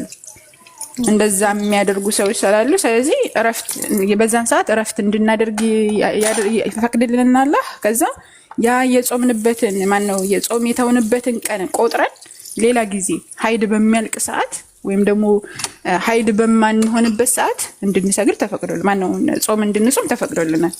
ያንን ቆጥረን ማለት ያለፈንን ግን በዛን ሰዓት ብንጾም ግን ትከፍያለሽ ማለት ነው። ትከፍያለሽ፣ ያለፈሽን ነገር ትከፍያለሽ። ሰላት ከተባለ ሰላት ግን አንከፍልም። ለምንድን ነው የማንከፍለው ከተባለ ይበዛብናል። አንሻ ረዲየላሁ ዐንሃ ተጠይቃ ነበርና ጾምን ቀዳ እናወጣ ነበረ፣ ሰላትን ግን ቀዳ እናወጣ ማለት ምክንያቱም ሰላት በቀን የምንሰግደው 5 አውቃት ሰላት ነው። ገብቶሻል? 5 አውቃት ሰላት ስለሆነ በዛን ሰዓት በጣም ነው የሚደክመን። 5 አውቃት ሰላትን እንዴ እንክፈል ከተባለ በጣም ነው የሚበዛብን። ለምሳሌ አንዲት ሴት ሳምንት የሚቆይባት 15 ቀን የሚቆይባት አለች። ከሳምንት በላይ የሚቆይባት 15 ቀን የሚቆይ 15 ቀን ሙሉ 5 አውቃት ሰላትን ቆጥራ ብትሰግድ በጣም ነው የሚበዛባት። ስለዚህ አላህ Subhanahu Wa Ta'ala ምን አደረገልን? አፍዋልን ይቅር አለን። በቃ በዛን ሰዓት ያኔ ዱዓ ማድረግ ትችላለሽ፣ ቁርአን መቅራት ያኔ እንትን ሙሳሐፉን ሳትነካ ቁርአን መቅራት ትችላለች። ሌሎች ነገራቶችን ማድረግ ትችላለች። ሌሎች ነገራቶችን ማድረግ ትችላለች። አላህ ሱብሃነሁ ወተዓላ ይሄን በእጇ መንካት አትችልም። በስልኳ መቅራት ግን ትችላለች። የሐፈዘችው የሸመደደችው ካለች መስንም መቅራት ትችላለች። ዚክር ማድረግም ትችላለች። ይሄ ይፈቀድልናል ማለት ነው። እሺ አመሰግናለሁ። ሌላው ደግሞ ከይቅርታ ጋር ረመዳን ጾም አልቆ ኢድ ዛሬ ሆኖ ከነገ በኋላ ደግሞ ሸዋል የሚባል ጾም አለ። እሱን ደግሞ የሚጾሙት ትላልቅ ሰዎች ናቸው እባላለሁኝ። ማለት እኔ ሙስሊም ጓደኞች አሉኝ እንደዚህ አልጾሙም ስል ትላልቅ ሰው ነው የሚጾመው፣ የትልቅ ሰው ጾም ነው ይባላል። ያ ጾም ማለት ለትላልቆች ሰዎች የተፈቀደ ነው ወይስ በፍላጎት ነው? አይ በፍላጎት ነው። ግዴታ አይደለም። ግዴታ አሁን ለምሳሌ ረመዳን መጾም በማንኛውም ሰው ላይ ግዴታ ነው። ነገር ግን ሸዋልም ሆነ ሰኞና ሐሙስ እንጾማለን። ለምሳሌ አያሙል ቢድ የሚባል ጾም አለ። ሌሎቹ ከረመዳን ውጭ ያሉ ጾሞች በጣም ብዙ ጾሞች አሉ። እኛ ሙስሊሞች ግን ከነዛ ውጭ የምንጾማቸው ጾሞች በአጠቃላይ ሱና ወይም ደግሞ ግዴታ ያልሆኑ ጾሞች ይባላሉ። እነዛን ጾሞች አለመጾም መብታችን ነው። ግን በትልቅ ሰው ብቻ የተገደበ አይደለም። ትንሽ ሰው መጾም ይችላል። ትንሽ ሰው ነው የሚባለው ህፃን ልጅም መጾም ይችላል። ያኔ ለአቅመ አዳም ለአቅመ ሔዋን የደረሰ ሰው ማለት ነው። እነሱም መጾም ይችላሉ። ግን የተገደበ ማለት ይሄ ካልጾማችሁ ትቀጣላችሁ የሚባል ነገር የለም። ግን ካልጾመን ምን እናደርጋለን? ምንዳ እናገኛለን፣ ትሩፋት እናገኛለን። አላህ ጥሩ ነገር ይሰጠናል እንጂ እንትን አንልም። ያኔ በትልቅ ሰው ብቻ የተገደበ አይደለም። ማንኛውም ሰው መጾም ይችላል። ግን ግዴታ አይደለም። ባይጾሙም ደግሞ አይቀጡም።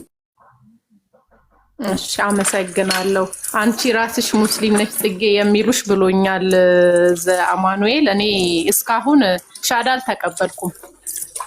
ማወቄ ደግሞ ይሄ ሙስሊም ካስባለኝ ይሄ አይባልም። ከመረጠኝ ባይዛው መመረጥ ነው። አሁንም እንደፈለጋችሁ ተንጫጩ፣ መመረጥ ነው። እሺ ከዚህ በላይ አላድከምሽ። አመሰግናለሁ። ጾመኛ ነሽ እናቴ። አይ ጥያቄ ጠይቂ፣ ችግር የለውም። ዝም በያችሁ። አንድ ሰው የፈለገውን ነገር ገብቶ መጠየቅ ይችላል። ዝም በያችሁ፣ ጠይቂ ጥያቄሽን። እምነትን ብንማማር ጥሩ ነው። እኔ ቁርአንን በጣም ማወቅ እፈልጋለሁ። በጣም ማለት ነው። ማለት እኔ ደግሞ አንቺን ለማስተማር በጣም ዝግጁ ነኝ። አስተምርሻለሁ ኢንሻአላህ። ማወቅ እፈልጋለሁ፣ ቁርአንን ማወቅ እፈልጋለሁ። ማለት ደግሞ እኔ ሃይማኖቴን ትቼ ማለት አይደለም። እዚህ ጋር አሁንም ማስምሩበት ኦርቶዶክሳውያን እህቶቼ ወንድሞቼ፣ ጎን ለጎን አንድ ሙስሊም መጽሐፍ ቅዱስን እኛ ነን እንጂ እኛ ማናውቀውን የሚያውቀው አሉ። ባይዘው ስለ መጽሐፍ ቅዱስ እኛ ማናውቀውን የሚያውቀው አሉ። ግን እነሱ ካፊር ሆኖ አይደለም ወይም ሃይማኖታቸውን ቀይሮ አይደለም። ማወቅ ስላለባቸው ይሄ ግድ ነው። ማወቅ አለብን። መንገድ ላይ እንኳን ግዴታ አንድ ወንድማማቾች ሲጣሉ እንኳን ለማስታረቅ ይሄ እኮ እንዲህ ነው ብለን አስታራቂ እንኳን መሆን እንችላለን። ትክክል ጽጌ። ይሄንን ብሩህ አእምሮ መያዝ አማኑኤል የምትባለው የእውነት ስሙ የያዝከው ስም ራሱ ያው ትልቅ ስም ነው። ማለት የሆነ ቶሎ ለኔጌቲቭ ነገር አትሩጥ። በጣም ኢሞሽናል እየሆንክ ነው። ሁላችንም መሆን አያስፈልጋንም። እህቴ አይጨርሽ እኔ ይለይልሽ ብዬ ነው። ችግር የለም። እሺ እኔ እኮ አትቀይሪ አላልኩም። በነገራችን ላይ አትቀይሩ የሚል ማለት ነው። ቆይ አንተ ጣልቀት አይደለም። አንቺ ራስሽ ሙስሊም ነሽ አልከኝ ጽጌ የሚሉሽ ሆኜ አይደለም። በጣም የምወደው ሃይማኖት ነው። ሁላችንም ልንወደው የሚገባ ሃይማኖት ነው። መዋደድ ስላለብን ብቻ። ምክንያቱም አንድ እጅ ብቻውን ስለማያጨበጭብ እርስ በርስ የምንደራረሰው እኛ ነን ከሌላው። ይሄ ግልጽ ነው አይደለ? እሺ አይ ችግር የለም።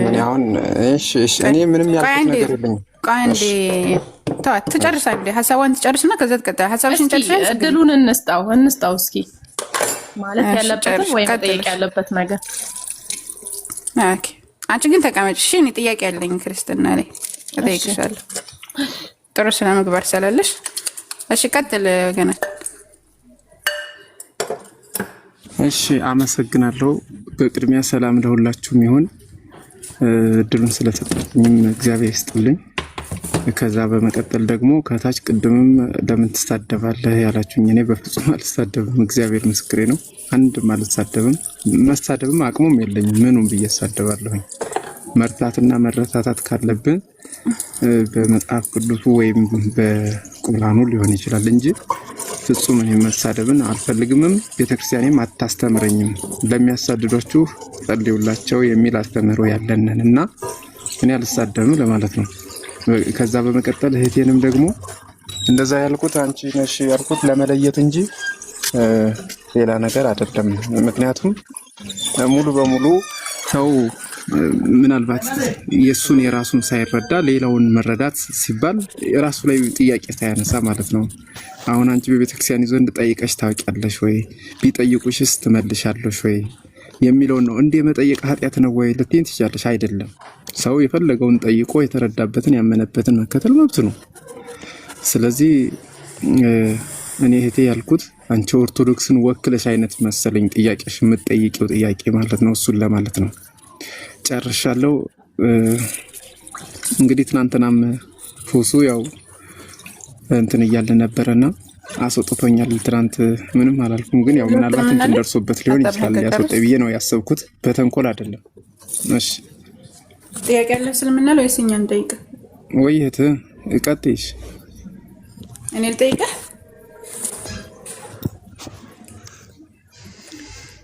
እኔ ልጠይቅህ? ጠይቂ። ጥሩ፣ በጣም ጥሩ።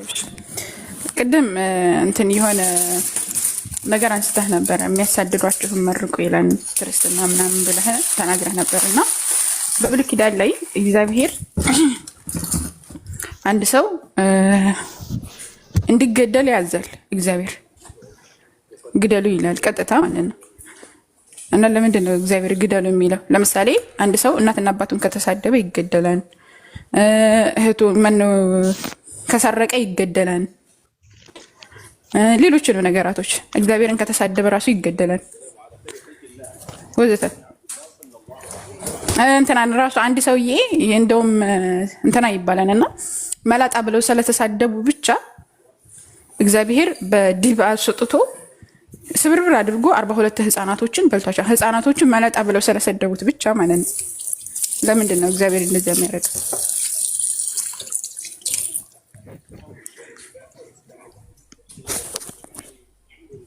ሜት ነው እስኪ እንዲጠይቅልኝ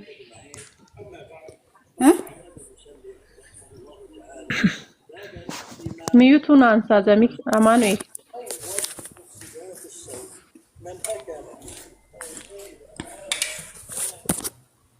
ሚዩት ሆኖ ነው እንትን ሚዩት አድርጋችሁት እንዳይሆን እሱ ሚዩት ራሱ አርጎት ነው መሰለኝ። በራሱ ነው ያደረጋ። አረረስ በራሱ ነው ያደረጋ። ይሰማል? እህታችን አይሰማም? ጥያቄን ጠይቄያለሁ፣ አልሰማኸኝም? እሺ የኔ አይሰማችሁም? ይሰማል። አሁን ይሰማል።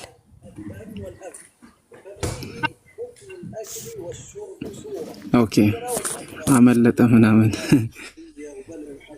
አይ ታው ከስር ጥያቄን ሰምተኸኛል? አመልጥም። በነገራችን ላይ እኔ ጥያቄን ሰምተኸኛል? እየተሰማሽ ሆነ እንጂ እሺ መልስልኝ። እሺ መልስልኝ። አዎ በቅድሚያ እህታችንም አንቺ እንደሱ ጠይቂልኝ። አየሽ አይደል ሙስሊም ሆነሽን በዚህ ነው የሚያስታውቀው እህቴ ጽጌ። እሺ ይሁን ሁኝልን፣ ችግር የለውም። እቀጥላለሁ። በብሉይ ኪዳን ተው ስለሱ አይደለም። ጥያቄው ስለ ክርስትናው ስለሆነ ክርስትናው ላይ ቆመ መልስ ማለት ነው። በኔጌቲቭ ነገር አትውሰደው። ልክ ነው። እኔ አሁን ስለ ኦርቶዶክስ ሃይማኖት ኦርቶዶክስ ተከታይ ነኝ። ማወቅ ያለብኝን አውቃለሁ። ማወቅ የሌለብኝን ደግሞ ልክ ከአንተ መማር እፈልጋለሁ። ገባ አይደለ? አሁን እሷ የጠየቀችውን ጥያቄ እኔ ራሱ አላውቀውም። ለምሳሌ እኔ ኦርቶዶክስ ነኝ፣ ማርያምን ኦርቶዶክስ ነኝ። አየሽ? እና ሳታውቂ ለሌላ እምነት ምንድነው ታዲያ? እኔ የራሴን እምነት ሳላቅ ሌላውን እምነት ማወቅ የለብኝም ማለት ደግሞ ይሄ ድክመት ነው። አየህ አይደለ? አንተ ማታውቃቸው ካንተ በላይ የሚያውቁት ብዙ ህጎች አሉ። ብዙ እኛ ማናውቃቸው ማወቅ የምንፈልጋቸው አሉ። ኢቭን አንተ ማታውቀው አለ። ቁጭ ብለህ ከአባቶች ስር መማር ያሉብህ ብዙ ነገሮች አሉ። ወይም ዛሬ በተቃራኒ ሃይማኖት ላይ ቁጭ ስላልን እኛ መወቃቀሱ አስፈላጊ አይደለም። ትክክል ጽጌ ልክ ናት እኮ እኛ ማናውቀው አሁን እኔ ሙስሊሙን እስልምና ሁሉንም ነገር ሳላወቅ አይደለም እዚህ ቁጭ ያልኩት። ሁሉንም የሚያውቅ አምላክ ብቻ ነው። ይሷ የማታውቀው ነገር አለ ማለት ሃይማኖት አታውቅም ወይም ደግሞ ያንቺን ሳታቂ ለምን የሌላው ልታቂ ቻልሽ? ወይም አንዳንድ ነገሮች ስጠቅስ እኔ ከእስላም ማህበረሰብ ጋር ነው ያደረኩት። መልሱን መልሰሃን ለዛ ነው አሁን እኔ ጋር ጥፋት ካለ ይቅርታ ልጠይቅና መልሱን እኔ ማወቅ ስላለብኝ ነው። ምክንያቱም እስኪ እንዲጠይቅልኝ ያልኩት እኔ ራሴ እሷ የምትጠይቀውን ጥያቄ አላውቀውም። እውነቱን ስነግረ ማለት ይሄ ደግሞ ሌላውን ሃይማኖት ለምን ትጠይቂያለሽ አያስብልም። መልሱን መልስ አንተ ተውቃ አንተ ካወቀው መልሱን መልስና እሷ ትማር። ምን ችግር አለ? አንተ የማታውቀውን ነገር እኮ ትማራለህ። አሁን እሷ ጋር ክርክሩን ትተህ የጠየኩትን ጥያቄ ብመልስ አይሻልም? መወቃቀሱ ምንም ጥቅም የለውም። መማማሩ ነው የሚሻለው። ጥያቄውን መልስልኝ። እሺ ችግር እሺ እሺ አመሰግናለሁኝ። ስለዚህና አትግደል የሚለው ነው የምትይኝ አንቺ የጠቅሽኝ። አትግደል ያለው በሐዲስ ኪዳን ደግሞ ያ የቀረው ለምንድን ነው? አይደለም አንተ አሁን ቀደም የሚረግሟችሁን መርቁ የሚሰድቧችሁን አትሳደቡ ምናምን ይላል ብለህ ነበርና ከዛ አልፎ አንድ ነብይ ነበረ። አንተ መላጣ ውጣ አንተ መላጣ ኢሳ ይባላል እና አንተ መላጣ ውጣ አንተ መላጣ ውጣ ሰላሉት ህፃናቶች 42 ህፃናቶች ነበርና መንገድ ላይ ያለፈ ሰውየው መላጣ ነው ማለት ምን ጸጉር የለውም። ከዛ አንተ መላጣ ውጣ አንተ መላጣ ውጣ ምናምን ብለው አላገጡበት። ከዛ እግዚአብሔርን ለመነ። ከዛ 40 እንትን ድብ ከጫካ የወጡ ድቦች ወጡና እነዛ 42 ህፃናቶችን በዛ በኢሳው እርግማን ምክንያት ሰባብረው ጣሏቸው ማለት ነው። እና ለምን እንደዛ አደረገ እግዚአብሔር? ማለት የሚረግሟችሁን መርቁ ከተባለ እነዛ ህፃናቶች እንደኛ ምንም የሚያውቁት ነገር የለም። እዛ ላይ ደግሞ አንተ መላጣ ውጣ አንድ ሰው መላጣ ከሆነ መላጣ ቢባል ምን ችግር አለው? ያኔ ስርዓት ነው እያልኩ አይደለም። ልጆቹ እንደዛ ማድረጋቸው ስርዓት ባይሆንም ግን ልጅ ስለሆኑ እነዛን ልጆች ማስተማር ነው እንጂ ያለበት በዛ መልኩ ያኔ ፍትሃዊ ነው ወይ እንደዛ ማድረጉ አምላክ?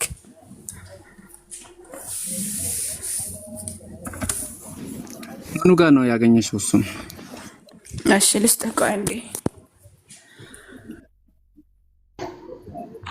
እሺ ባይብል ይዘሃል? አዎ ንገረኝ፣ ችግር የለም። እሺ አንዴ ሁለተኛ ነገሥት ምዕራፍ 2 ከቁጥር 23 ላይ ኤሳም እንደተናገረው ነገር ውሃው እስከ ዛሬ ድረስ ተፈውሷል። ከ23 ላይ ከዚያም ወደ ቤተል መጣ። ማነው ወደ ቤተል ወጣ። በመንገድም ሲወጣ ብላቴኖች ከከተማይቱ ወጥተው አንተ መላጣ ውጣ አንተ መላጣ ውጣ ብለው አፌዙበት። ዞርም ብሎ አያቸው፣ በእግዚአብሔርም ስም ረገማቸው። ከዱሩም 2 ድቦች ወጥተው ከብላቴኖቹ 42ቶቹን ሰባበሯቸው። ከዛም ወደ ቀርሜሎስ ተራራ